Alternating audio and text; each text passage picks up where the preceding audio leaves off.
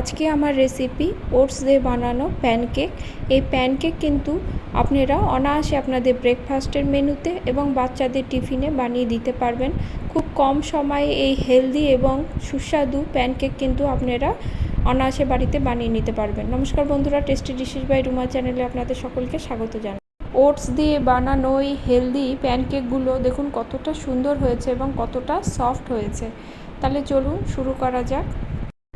এর জন্য মিক্সির বাটিতে আমি 1.5 কাপের মতো ওটস নিয়ে নিলাম। এই 1.5 কাপ ওটস দিয়ে কিন্তু 5 থেকে 6টি প্যানকেক সুন্দরভাবে তৈরি হয়ে যাবে। এবার আমি এর মধ্যে 2টি কলা ছোট ছোট করে কেটে দিয়ে দেব।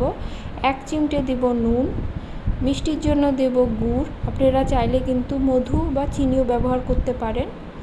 হাফ চামচেরও কম দেব বেকিং পাউডার, আর দেব হাফ গ্লাসের মতো দুধ দিয়ে একটা ঘন ব্যাটার করে আধা ঘন্টার মতো রেখে দেব। ব্যাটারটা ঠিক এই পরিমাণই পাতলা হবে।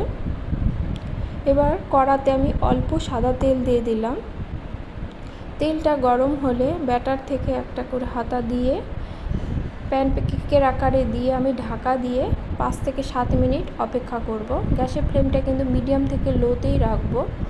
এক পিঠ হয়ে গেলে আস্তে করে উল্টে দেব, দিয়ে অপর পিঠটাও ঢেকে আমি আবারও 4 থেকে 5 মিনিটের মতো অপেক্ষা করব। আমার 2 পিঠ সুন্দরভাবে ভাজা হয়ে গেছে। এবার আমি তুলে নিলাম। এভাবে আমি বাকি প্যানকেকগুলো এক এক করে ভেজে তুলে নেব। প্রথমটা হতে একটু সময় লাগে, পরেরগুলো হতে কিন্তু এতটা সময় লাগবে না। 5 থেকে 6 মিনিটে কিন্তু প্যানকেকগুলো হয়ে যাবে।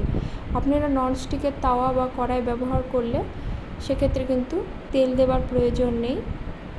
আমি এভাবে সব প্যানকেকগুলো ভেজে নেব। কত সহজে এই ওটস দিয়ে আপনারা বাড়িতে এরকম হেলদি ব্রেকফাস্ট বা টিফিন বানিয়ে নিতে পারবেন। ভিডিওটি ভালো লাগলে লাইক কমেন্ট করবেন এবং সাবস্ক্রাইব করে পাশে থাকবেন। দেখা হবে পরের কোনো রেসিপি নিয়ে। সকলে খুব ভালো থাকবেন। ধন্যবাদ সকলকে।